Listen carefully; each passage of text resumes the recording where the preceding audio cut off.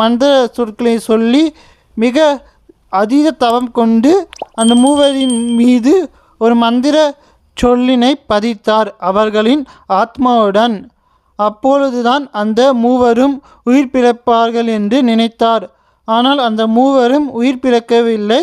அதே நேரத்தில் அதீத மந்திர சக்தியை பயன்படுத்தியனால் அந்த முனிவர் குருநாதரான அந்த முனிவர் மயக்கமடைந்து விழுந்தார். அந்த சூழ்நிலையில் தீயவர்கள் முழுவதும் அடைக்கப்பட்டு இருந்தார்கள்.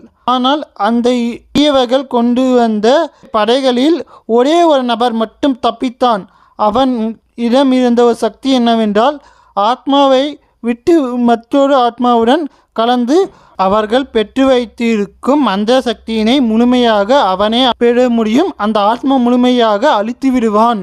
அப்பொழுது எங்கள் குருநாதரான அவரின் உடல்